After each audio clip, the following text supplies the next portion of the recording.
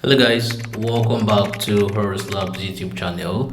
This is episode 5 in the Becoming a Chironaut series. The Becoming a Chironaut series is like a series of chiro tutorials where we walk you through some of like the existing resources within like the StarkNet ecosystem to help you become a very efficient chiro developer.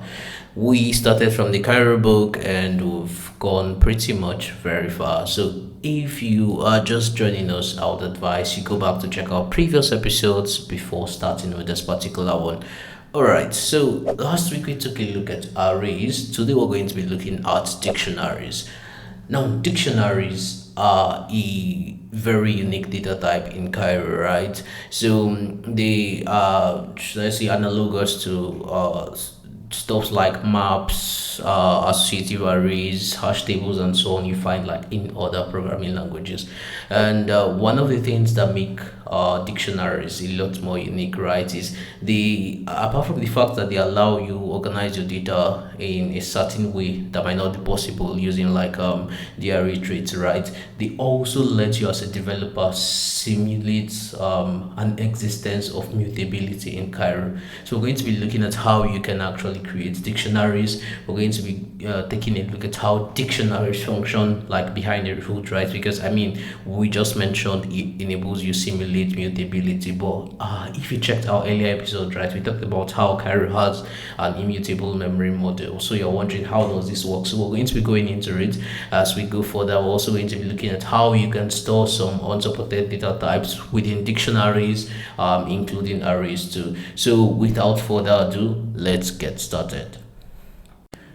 So back in our code editor, and just like we've always done with previous episodes, we're going to update our readme, and we're going to say BAC 5, and this is going to be our common collections, and this time around we are looking at like dictionaries. Okay, so I'm going to come into like let me save this. I'm going to come into my terminal and I'm going to initialize a new Scar project. So I'm going to just call this dictionaries. Okay, a basic arrow test. Okay, all right. So I'm going to rename this. So we'll stick with like the existing standard we've been following. As rename, yeah. So rename this to BAC5. Okay. And since we're just going to be studying dictionaries today, as always, I'm just going to clear what's within the lib.cairo and we're going to just use this instead. All right, so before we get started using dictionaries, right, you probably want to like import some useful traits from like the core library. So I'm going to import, so use core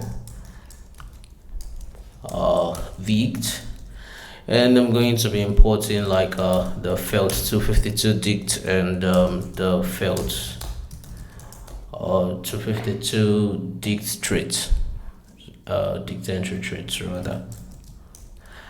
Alright, so we're going to be needing that. So the first thing we're going to do as always is create our main function where most all our code or code logic is going to be going into, and we're going to go ahead to like initialize our first dictionary. So we're going to call this dictionary balances, and it's going to be of type felt 252 dict UN64. All right, and just to similar to the way we initialize an array using the array trace from like the core library, we're going to use the default method to like initialize our dictionary. Now when you initialize a dictionary, the default value is like set to 0, right? So even after I initialize, like if I, or what's it called, I create a new dictionary, right, and basically create a new entry using a key and I try to like get that entry, I'm going to like get return 0. And this is basically how you want to create that entry. So the dictionary basically exposes like two important methods, the insert method and the get method. The insert method is usually used like to like create, what's it called, to insert a value into like a particular dictionary key, right? And the get method is used to like return that particular value. Now for like the dictionaries in Cairo, right? You, if you've noticed, we usually use the felt 252 dict, and that's because like unlike other programming languages, right? In Cairo, the key value is expected to be like infelt 252, right? While the what's it called, the value being held by the key, right, can be of any generic type T supported by Cairo, but like the key has to be infelt 252. So it simply means that if we want to insert a new value into our dictionary, our key has to be like if it's 252. So let's say I want to insert Darlington, and I want to insert the balance, Darlington's balance, right? So let me see, 500. So as you can see, I'm currently like using a field 252 and setting a value of u in 64. So that's basically how you create a what's it called, a dictionary. So if you want to get the value of a dictionary, right, so let's say let balance be equal to balances.get, then you pass in the key you want to get the value for, in this case, which is Darlington. Now if I try to print out the value, let's say Darlington's balance is, right, so I'm going to come here and just pass in balance. Now if I go back to my terminal and I run scarp Cairo run, oh sorry, then cd into BAC5 and scarp Cairo run. So as you can see, it says Darlington's balance is 500. So basically we created dictionary using like the insert keyword. Like we inserted like a value into our dictionary using the insert keyword, and we got the value we inserted, right, using like the get keyword. Now when we mentioned earlier that dictionaries help you simulate mutability in Cairo, like what exactly did we mean? So let's try something. So recall previously you couldn't, like, what's it called, if you set a value, except you're trying to like perform shadowing, or probably trying to like mutate a value using like the mute keyword, you couldn't just by default try to mutate like a value. The compiler was going to shout at you. But now you notice if we try to insert, let's say we try to insert another value for Darlington, right? So Darlington, and I try to insert the value 300. Now when I try to get that balance again, just like we've done, so let me just give space here, just to ensure this is more readable. Now when I try to get this balance, right, so balance, because balance is dot get for Darlington, and I try to print out that value, so I'm just going to copy this.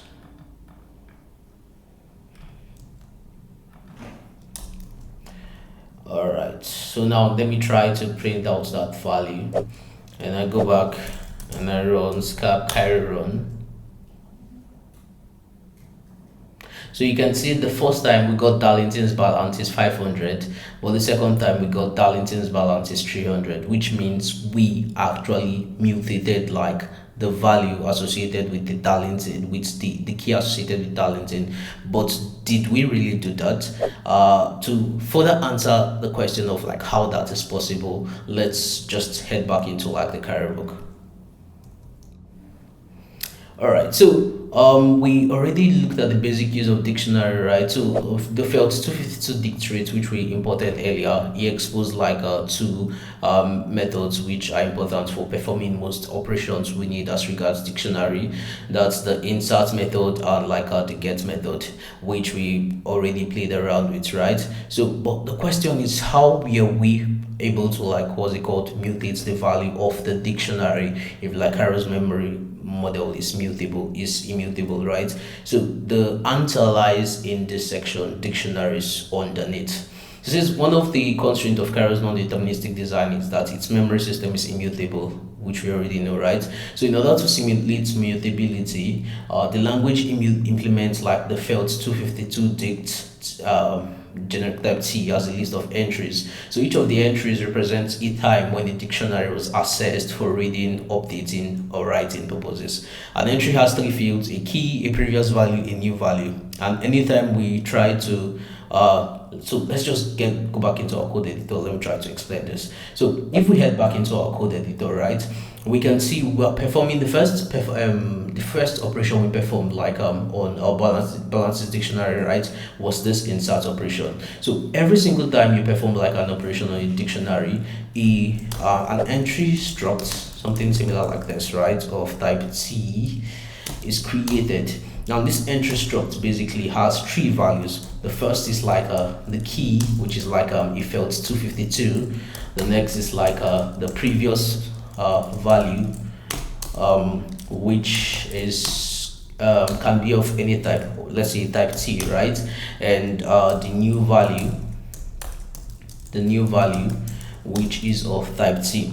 Now, when you initialize a new dictionary, right, even if you didn't really set any value and you try to access it, the value is by default set to 0. So if you try to access any of these values, you get like 0. But when we call this insert, when we call this insert operation, right, what happens is we create a new entry in Kairos memory which would look something like this, right? So let me just copy this. So we're probably going to have something like, so just ignore the error, right? So we're going to have something like this where like the key is like Darlington, this, let me just, so we're going to have something like the entry, right, where like the key was going to be something like Darlington. The previous value was going to be set to 0, and the new value was going to be set to 500, which we did. So every single time we perform an operation, this new entry struct is generated with the values, and the same happens to when you try to get. So when you try to run the get operation, the same thing happens, right? So what we're going to have is a duplication of this, right? But at this time around, we're going to have the previous value set to like 500 and the new value set to 500. So the new value exactly does not really change, but the m3 is duplicated, or a new entry is created, right, where the previous value is set to like the new value we had previously, right, and the new value is also like same as the previous value. So it means that when we also created this new what's it called, when we perform this new insert operation, right, all that just happened was we just duplicated this. So we went from that to something like this, where we had the key Darlington, the previous value was 500 and our new value became 300. So that's how it looks like, how that's how it works behind the hood basically. So while it looks like we're mutating the memory, we're not really like mutating memory per se, but we are creating like what's it called, we're creating like new entries, right, in like the carrier memory. All right, so let's just head back into the carrier book. So back into the carrier book, and it says for each time we interact with the field to dict, a new entry will be registered, which we already looked at. So you get to register an entry where there is no change in state and previous and new values are stored within the same value, and an insert to register a new entry where the new value would be the element being inserted. So we've looked into all this. So a good means to like illustrate how this works, right, is using like the stable, as you can see here. So let's just take a look at the operations that was performed. So first of all, they performed this insert operation where like 100, this value 100 was inserted for like Alex. Then they went ahead to perform another insert operation where like the value 50 was inserted for Maria.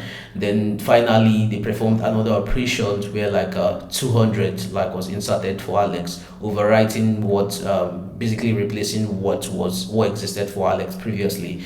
And then the last operation that was performed, right, is for Maria. Now what happens is when you look at the table, so this is how it's going to look like within like Kairos memory, right? So Alex, for the initial previous value, when you create the key Alex, is going to be 0. So it's instantiated, like I said earlier, to like a default value of 0, and the new value is set to like the 100, this 100 which we just set, right?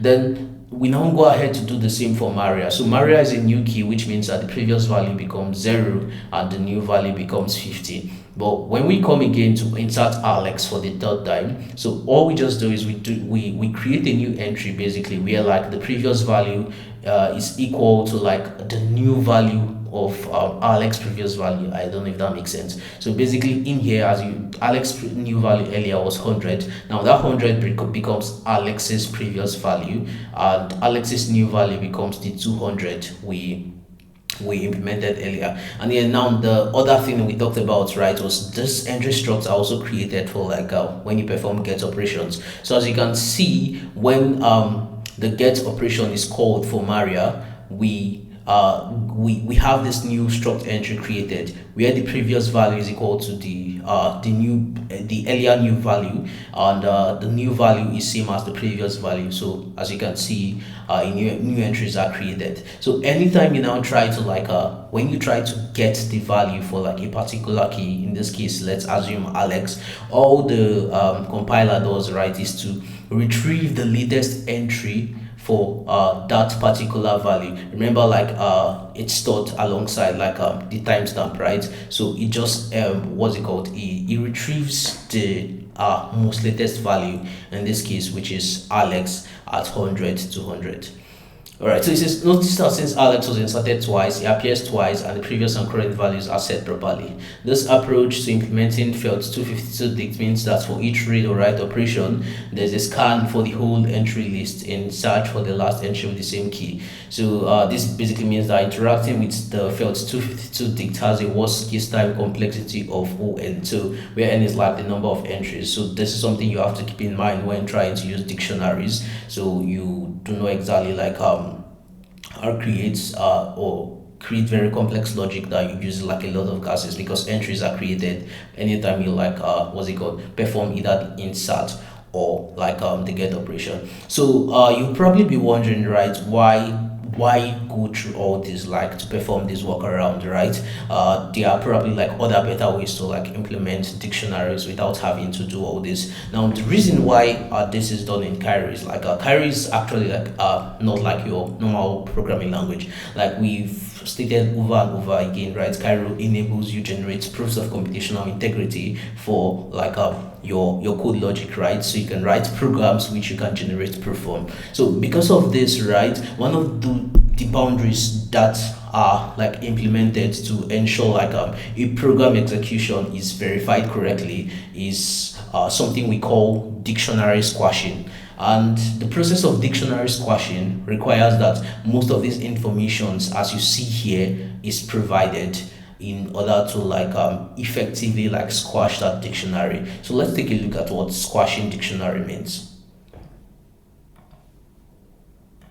So the whole idea basically behind squashing dictionaries, right, is we're trying to verify that the proof generated by our Cairo program is done in such a way like there are no illegal tampering with our dictionary, right? So in order to do this, we are just essentially checking that okay, like the previous values okay, let's say the previous entry's new value, right, is the same or equal to like our current entries new value. I don't know if you like kind of like get that. Okay, but let's look at this table, for example, from initially. So we have all these entries created. You can see some entries were duplicated. For example, we have like Alex, whose like entry was multiple entries was created for Alex. For example, 1 2 3 4 entries was created for Alex, right? Which means we either try to like either rewrite, insert a new value, or get Alex value like 4 times. So the first was here where the previous value, of course, when you initialize the dictionary is 0, we set the new value to 150. Here we set the value from 150 to 40, and here we set it from 40 to 300. Finally we set it from 300 to 90. Now if we are trying to squash like the value of like Alex's like balance, what we're going to end up with, right, is the initial previous balance, which in this case was 0, right, and the most latest of Alex's balance balance, which in this case was 90. So basically the compiler has gone through like this whole dictionary entries, right, and basically like has been able to generate a proof like that this was actually done correctly, there was no sort of tampering, right, and then it squashes the whole of Alex's entry to just this. So when you check like or try to get like the most latest or entry of Alex's entry, right, you're going to get that the new value is 90, which was where we ended up with, what we ended up with, right? So for Maria's value, you can see that Maria's value start at 0, which is as always. A new value was set for 100, then a new value for her was set at 250, a new value for her was set at 190, and that was the last we saw of Maria, right? So it means that if we are trying to squash this dictionary, we're going to go with like the initial previous value, which was 0, and the last modification we made to Maria, in this case it was 190. So you can see this is like the last thing we end up with, where Maria's previous value is 0 and her new value is 190. So the same happens for Charles. So Charles new value is set at 70, and that was just it. So squashing that, we get 070. So for that, probably just explain that. Let's try to do same for our program. So if you go into our code editor, right, what exactly did we do? So the first thing we did, right, was we inserted a balance for Darlington, which is 500, and in here we got the balance for Darlington, and in here we inserted a new balance which was 300, right? Then we got that balance. So if we are trying to like what's it called, squash this dictionary, what are we going to get? So I already started drawing this diagram earlier, but I don't think this is like very much accurate, because like all the gets, what's it called, oh sorry, not sharing my diagram. So yep, so I started drawing this diagram earlier, but I don't think like I represented like the get operations. So let's just quickly do that. So the first operation we did was an insert. Initially the balance was 0, then we inserted 500. Then what we're going to do is I'm just going to like kind of like duplicate that. So where we're going to have, for the get operation where we now tried to get that value, you're going to have like the previous value set to 500, and this new value is going to like be set to 500, right? Then afterwards, the next thing we did, right, was an insert. So I'm just going to duplicate this. We did an insert, finally we did another get, so I'm just going to duplicate that again, right? Sorry if my diagram sucks. Yeah, so let me duplicate this too. So we're just going to edit these entries later, duplicate this too. All right, same thing, duplicate this and duplicate this. All right, so this was where we stopped, right? This was the last this is where we stopped. This was the last modification that was made. All right, so now we also go ahead to like insert a new value. So while like the previous value was 500, our new value became 300. So a new entry was created for that to represent that. And finally we now tried to get that, so we're going to kind of like have 300 here and have like 300 here. So let's say we're trying to squash this, what is going to be like the final value like the compiler gets? So I'm just going to, let me see if I can duplicate this table. Duplicate this table, just sorry, yeah, move that. So here, so this is the value, right? So what's going to happen is, okay, we have just one key. As you can see, all this was just a repetition of like the entries for like the key Darlington. So it means that at the end of our whole squashing, we're going to have just one value.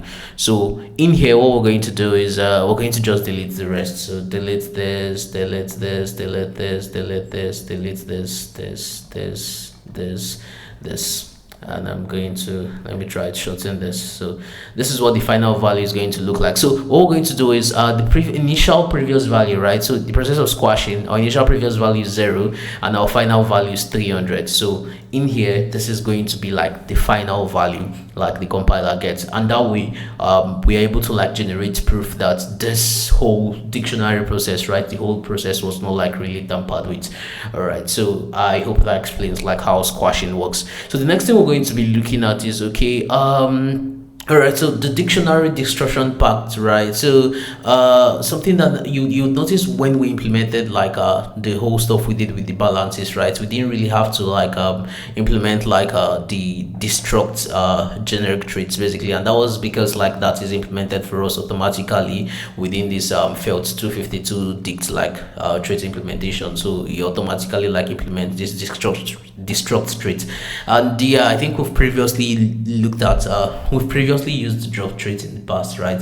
And if you don't understand like what I've been saying as regards generic traits and the rest, it's totally fine. We are still here to like look at generic types and traits. I think that's still like pretty much a bit into the future, right? But we're definitely going to cover that. You can also make reference to like the career book, or probably ask any questions in the comment section if you have any. But the difference basically between like the what's it called, the destruct and the drop, right, is that the drop trait is most times treated as a no operation. That is, it does not really like generate any new chasm, unlike the destruct, which actually does. All right, so the next thing we're going to be looking at is still on that dictionaries underneath, right? Is what happens when we call like what happens basically when we call insert, what happens when we call get, all those things, like when we call those operations, what really happens behind the hood. So the felt 252 dict traits basically exposes like two major methods. So we have like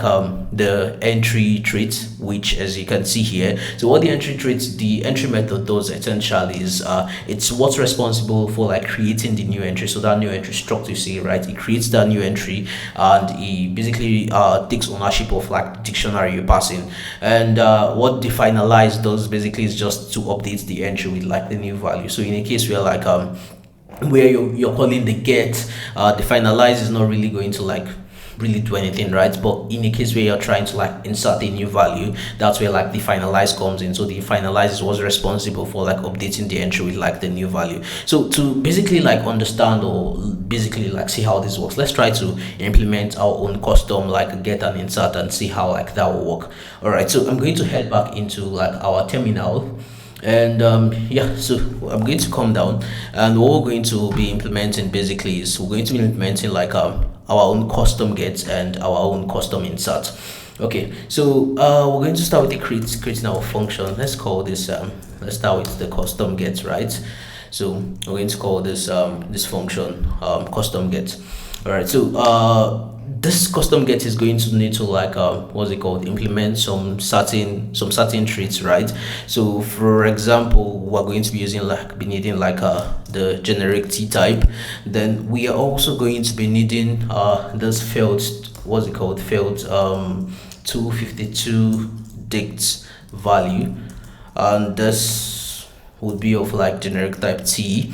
And we are going to be needing like this to implement like the drop threat and also the copy threat.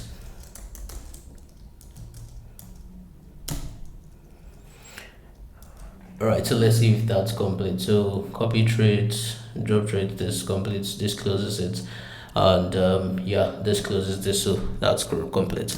Okay, so what we're going to be passing in basically into our custom get, right, is because this we want this to work just like the way the get method works, just that okay, it's not like really called, it's not going to be called using a dot method. Basically it's just going to be called like a normal function. So what we want the user to pass in first is we want you to pass in like the dict, right, as a reference. Then this is going to be of the field 252 dict type t, as we've always done, right? So we are still yet to look into ownership. So we're probably still yet to differentiate between like what a reference and like a snapshot is. So but just to summarize it, right, so when you pass something in as a reference, you're kind of like making reference to it. You don't exactly like pass complete ownership to like the function, right? So you're kind of like just passing a reference to it. And with the snapshot, you're passing like as the word is, right, as like a shot of it to like to that particular function. And these are ways you can actually like retain ownership so you don't like run into errors such as the value was moved and so on and so forth. We're going to become what's it called, covering ownership in like from like the next episode, I believe, where we look into references, snapshots and stuff like that. All right, so the other thing we're going to need to be passing in for like a custom get, right, is the key. So you want to, just like we did here, right, you want to pass in like the particular key you want to get that value for. So that key is going to be a felt 252, like I said. So it can be of like any other type. All right, so but our custom gets can actually like as you can see, we're passing in, you can now pass in like literally any type, right? You can, the dict can actually like have a value that holds like a generic type T, any value at all. So it means that we want this to also return like a generic type T. All right, so once we have all those, the thing we're going to do now is we're going to try to what's it called, we're going to call the entry method to like what's it called, to essentially create that entry, right? And to create the entry and retain the ownership. So what we're going to do is we're essentially going to call m3 and the previous value. Okay, so this is going to take in the key which we passed in earlier, and we are going to just set our return, let's set our return value here to like be the previous value. So we're setting our return value because basically we dict, remember, the what's it called, the new value is going to be equal to previous value. So you're not really like updating anything, but you just have to like create a new entry for that. So we're going to call what's it called, we're going to need to call the finalize with like the previous value, right? So I think I made a mistake earlier when I said you do not really need to finalize for like get. You actually do, right? Because you're actually creating a new entry, so you're actually updating the entry, just that you are actually using the same value as what existed, right? So you're not like kind of like using a new value. And finally, once we have done all this, right, we simply want to just return that return value. So we can just return that return value. All right, so what we essentially did, right, so we called the entry to like create a new entry within ownership, right? Then this entry has like this previous value which was held, right? So we set that previous value to be our return value. Finally, we like call the finalize to like create and update a new entry and pass in like the previous value. And with that, we have like a custom get. So let's try to see if we can actually use our custom get to get the balance in this case. So I'm just going to clear what we have here, and what I'm going to do is I'm going to make a call to like our custom get function. And our custom get function takes in a reference to our dict, which is in this case is balances, right?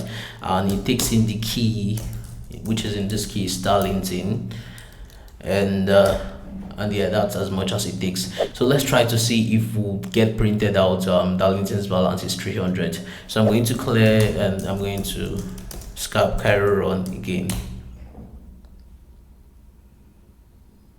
All right, so as you can see, it still prints out Darlington's balance is 500, which was what we did for the initial one, and Darlington's balance is 300. So it means like our custom get implementation works. Now if we want to do for like the custom insert, right, it's pretty much similar, right? We're going to just do the same thing. So we're passing in the T type, we're passing in like fields 252 dict value, which is of type T. And something that's going to change though is we are not going to be needing the copy trait, since we are not really like we don't need to copy anything to memory. So basically the get copies the return value to memory, but for the insert we do not really need to copy anything. What we'll rather need to do, right, is to implement like the destruct trait. So we're going to just implement that, and finally we're going to need to implement like the drop trait. All right, so once we have that, as always, we want to like get a reference to the dict value, which is going to be of fields to dict generic type T. Then we want to get the key that needs to be updated, right? So fields to ref dict So we want to get the key that needs to be updated, which in this case is felt 250, which is going to be felt 252. Finally, we are going to need a value of type T. So we're getting an error. Let me see, trace where the error is coming from. Okay, so this closes this closes this closes this. Oh, right, so I'm missing one of this, so this is supposed to close this. All right, okay. So we taking the value, right, the value that needs to be stored, which is like of generic type T. And finally, this is not going to really return anything, right? It just needs to like what's it called, update our dictionary. So we're going to like going to write our logic now. So just similar to what we did for like the get, right? So we're just simply going to get this. Sorry, I don't know what's wrong with my hand. Okay, new keyboard. Yeah, so we're getting like the entry in the previous value, which is going to be like for this particular key. So we want to create like a new entry, but basically when you create a new entry, right, this is what gets returned to us. But since we are trying to like what's it called, insert a new value into our dictionary, I don't think we're going to be really be needing this, so we're just going to finalize using our new value. All right, so what we're going to just essentially do, right, is we are going to call finalize, rather with our new value instead. And of course we want to like return the ownership back to dict. Okay, so once we like have all this done, right, let's test this to see if it's going to work. So we're going to go back into our main function again and try to let's replace this, right, with our own custom insert. So I'm going to call this custom insert, and as always this takes a reference to balances, and the key is going to be Darlington, and for the value this time I want it to be 1000.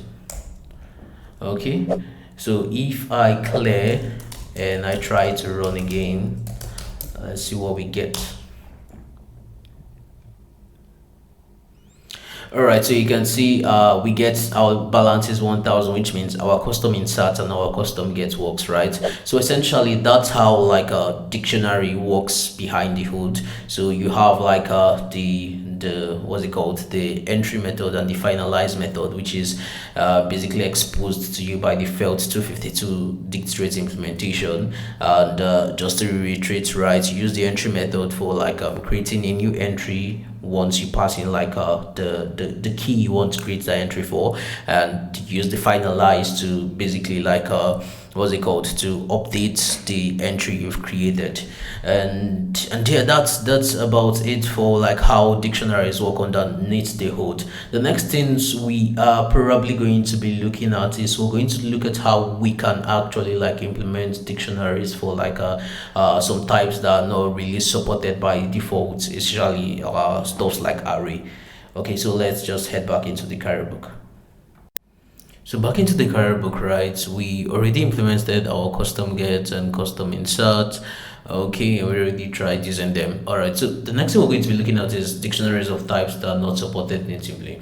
So one thing we've probably not touched on yet is, right, there's a little restriction on like the failed to dict value traits, basically, which is the fact that the traits defines like a method called the zero default method. And this method is essentially called like when a value does not really like when a key or an entry does not really hold a value, like I said, you get return like zero. So this is like the method that does that. Now this method is basically implemented by most common data types you have in Cairo, such as unsigned integers, bools, failed to etc. But they are not like implemented for more complex types such as arrays, structs, and so on and so forth, right? So that's where things begin to like get like complicated, because it means you cannot like really use like the common operations out of the box for like dictionaries, for dictionaries, right, on types that really do not implement like this zero default method, or that does not really support it.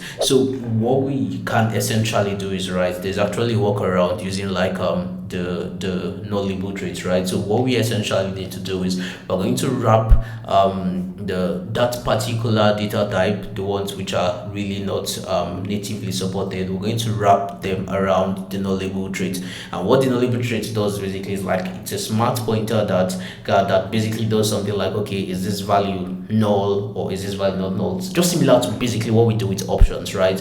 Well, the difference between nullable and option is that nullable, it basically wraps the value inside like a box data, which allows us to use like a dedicated box segment in like the carry memory to store our data. So let's just dive into our code editor and see how we can actually implement like dictionaries for non-natively supported data types, for example spans of arrays, and so forth and so on. So back into our code editor, and we have written like quite a lot of functions. So what I'm going to do, right, is what I'm going to do, I'm just going to come down here and let me create this function. Let's just call this function unsupported types, right?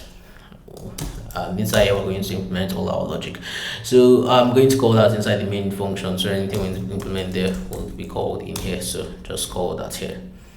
Okay, so in our unsupported types function, we want to actually, the first thing we're going to be implementing a dictionary for, right, is the span of an array.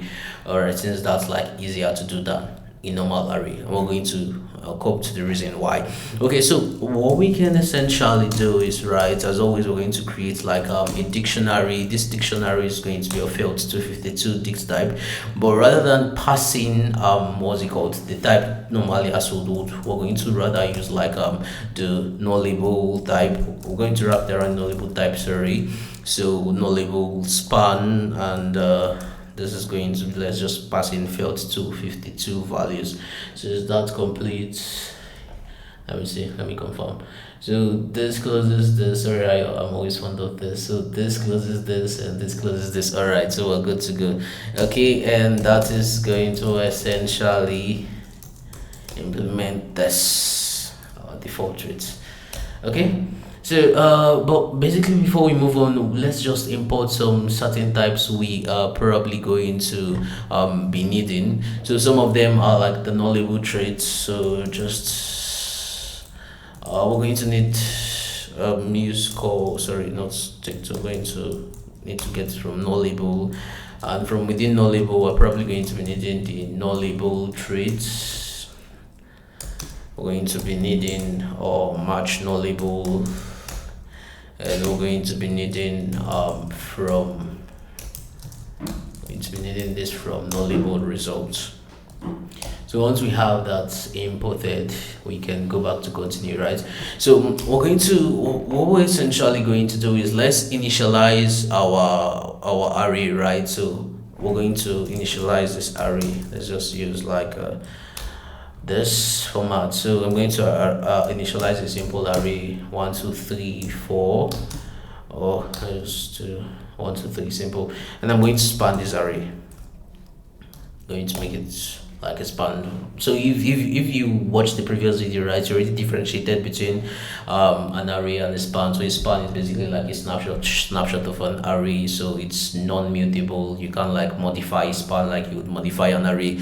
All right, so once we have that, the next thing we're going to do is we want to insert this into like into a dictionary. Now inserting is like pretty much very simple. All we need to do, right, is we call the insert method, and let's call the span, right, and inside span I want to insert this array span, right, but I can't just insert it directly. Like I said, we have to wrap it around the nullable trait. So what we're going to do is we're going to call the nullable trait, and in nullable trait we want to call the new function, and what I'm just going to pass in is the value a.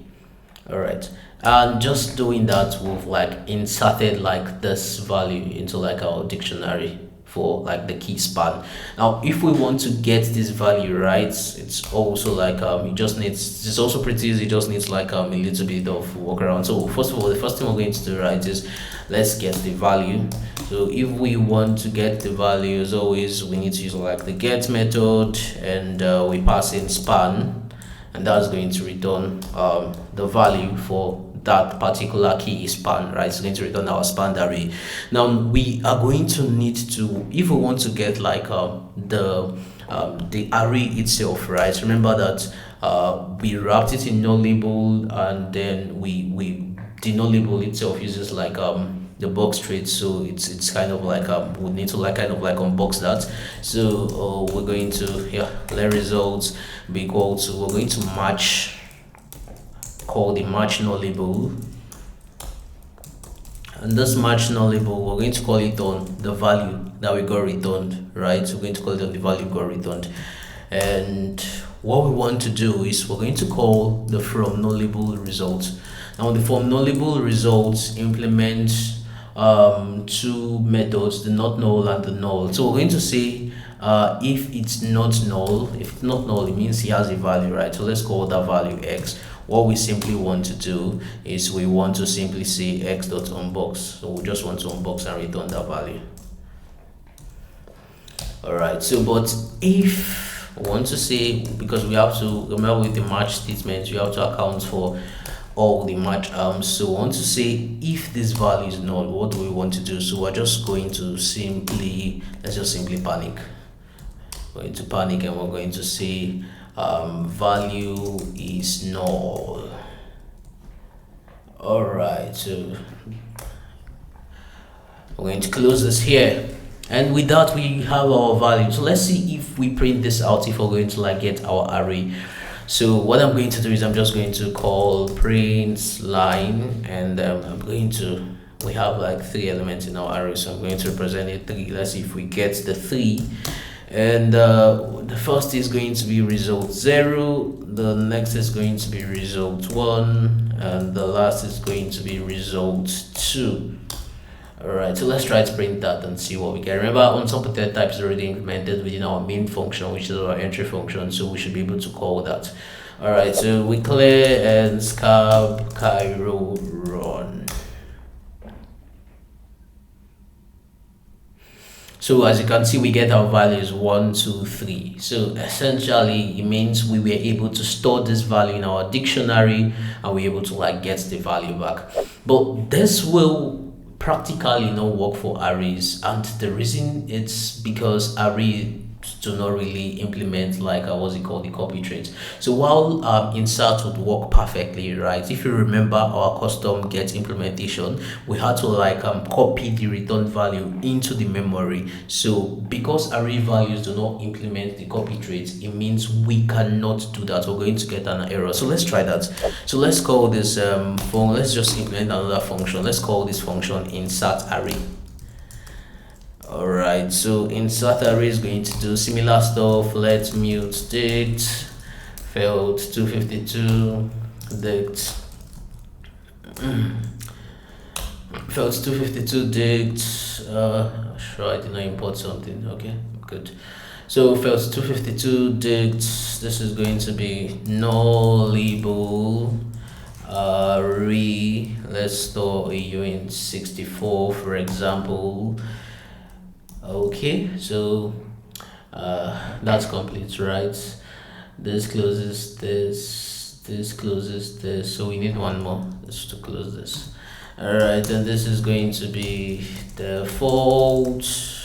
Okay. All right, now we have this. We're just going to go ahead and initialize a simple array. Let me call the array B this time around. So initialize a simple array. This time we're not spanning it, since we want to store the array itself. Now when we do the same thing, dict.insert, let's see, array, right, and we do no label traits new for B, you will see that we do not get any errors. Inserting works perfectly like a charm. But let's try to get that. So if we try to get that value, you would see we'll get an error. So when we try to get array, you can see the compiler throws an error. It says trait has no implementation in context called trait copy. So essentially, like in other words, arrays are not copyable, right? They do not implement the copy traits. So it means we have to like find another workaround. So this is what we're going to do. So to get the values of arrays, right, to basically like get the value of arrays from a dictionary, let's implement another function. Let's call this function get array.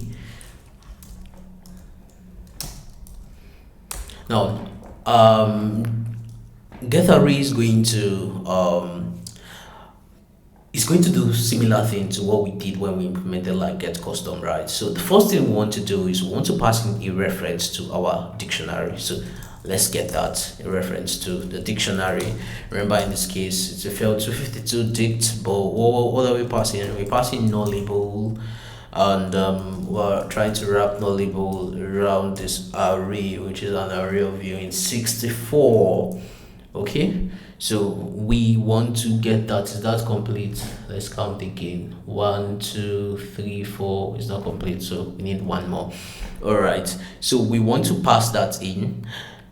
Forget another thing we probably want to get, or in passing also, is the key. The key we want to get it for, and as always the key is going to be like if felt 252. All right, and once we have all those, what we want to do next, right, is it's going to return a span. So the only way we can actually copy it into memory, right, is to like to span the array, because like we just said, the whole issue, right, was because array does not implement the copy trait. So we want to span the array, and we're going to rather return a span of view in 64 instead of like the array value we had initially. Okay, so the first thing we're going to do, just similar to what we implemented earlier, we're going to get the entry, and rather than previous value, let's call it previous array this time around. And we're going to pick those entry for what we want to create an entry for this particular key that's passed in. Right now, once we do that, we're going to get the array, now previous array, and we're going to use this deref method, deref or method, and we're going to pass in like an empty array. All right, then once we have that, we can now our return value, let's say our return value is going to essentially just be that array value but spanned, because we will be able to like copy it into memory. And finally, as always, you'd always need to finalize your dicts, right? So you always have to finalize your entry. So we're going to call the finalize to perform the finalize operation. And what are we going to pass in? We're going to pass in nullable traits, new, and array. Alright, so once we have all this right, the final thing we want to return, right, is we're just simply going to return the return value.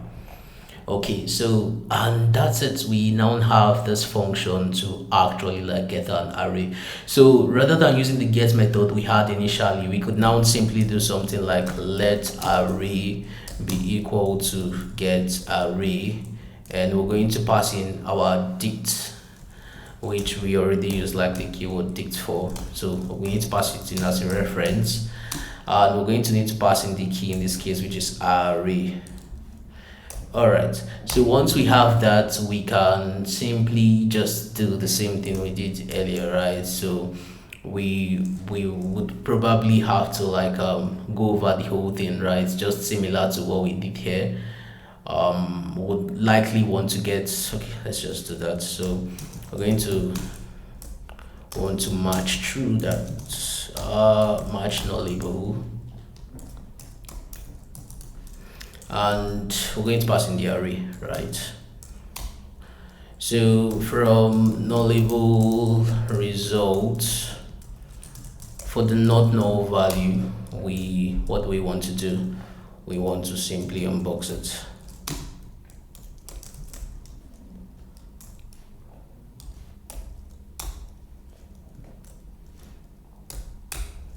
And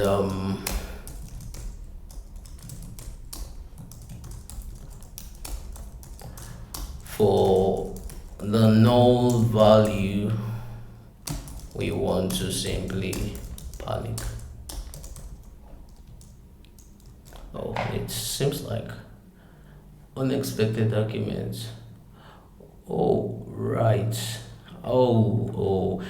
This is not really necessary, right? Because I just remembered we return span value, not really like the nullable value. So all these things we're doing, like it's not really necessary. We can just simply go ahead to do something similar to just print out the results, right? We can just do that. And this is going to be RE0, RE1, RE2. Oh, we still have one more error. Where is that coming from?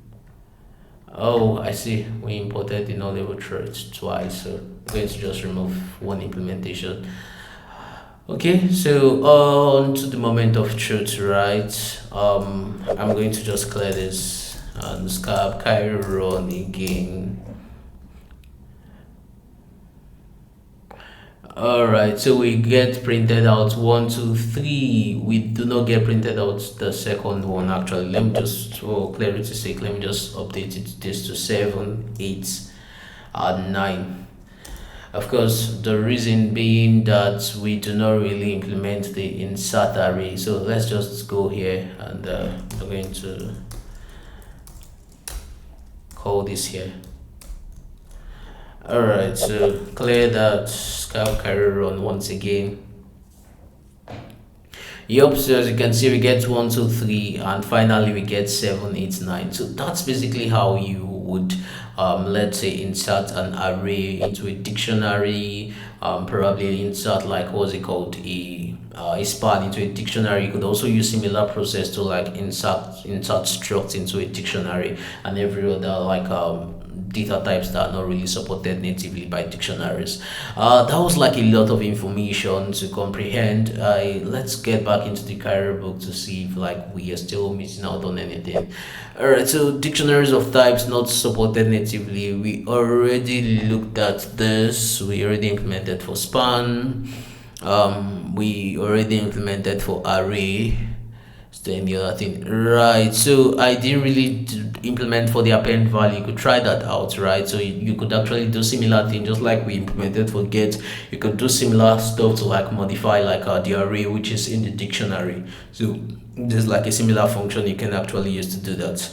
Okay, and yeah, you could also use similar thing for removing an item from a stored array. And I guess that's it. That was like pretty much a very long episode. I guess by now you probably have like a better understanding of how dictionaries work. So finally, before we go, let's take our quiz just to see how much knowledge we got of like everything we've done today. All right, so it says determine whether the program will pass the compiler. If it passes, write the expected output of the program. So we have the balances dictionary associated. We insert Alex 100. We insert Maria 200.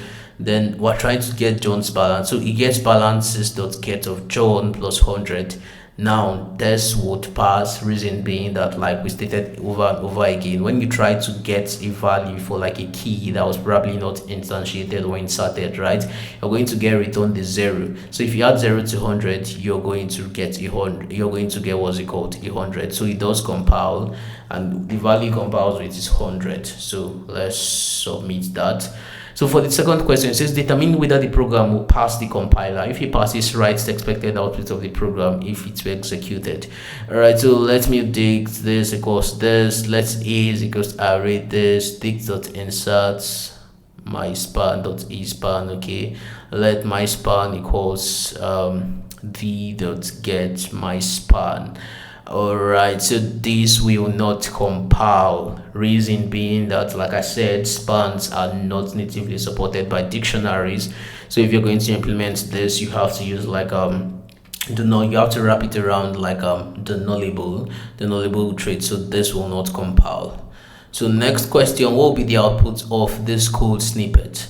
So we instantiate the balances dictionary, we insert Alex 200, we insert Maria 200, we insert Alex 100, then we're trying to get Alex's balance. So balances dot get Alex. At this point, Alex's balance is 100. 100 minus 150 is going to give us minus 50. And considering these are unsigned integers, we're working with this will not compile. So there's going to be like a runtime panic. There's going to be a runtime panic. Okay. Then question 4 says we want to write a function to append a value to an array stored in a dictionary. Choose the right line of code to make the function below work as expected. So if you want to cheat, you can just basically pick into what we did earlier. But essentially, what we are actually missing is the line which what's it called, creates the entry. So that should be this first one. So we're missing this. All right, then finally the final question says let's consider the following instructions and the associated entry table. So we insert Alex 100, Maria 200, John 300, Alex 550, Maria 150, Alicia 250.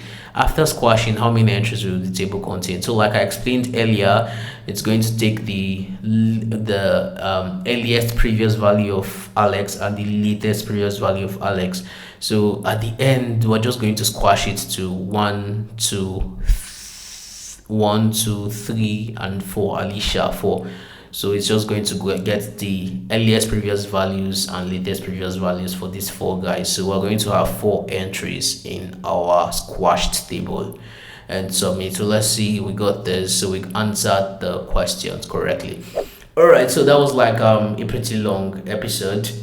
I'm sure by now you have like a very good understanding of like dictionaries. So as always, if you liked the content, please like, subscribe, and hit the notification bell so you're informed every time we drop like a new video. And of course, share to anybody who's interested in like starting their career development journey. And as always, I'm open to feedback. So if you have any feedbacks, please do leave me a message on Twitter at @ZeroXDarlington, on Telegram at Darlington68. And with that, I'll see you in the next one.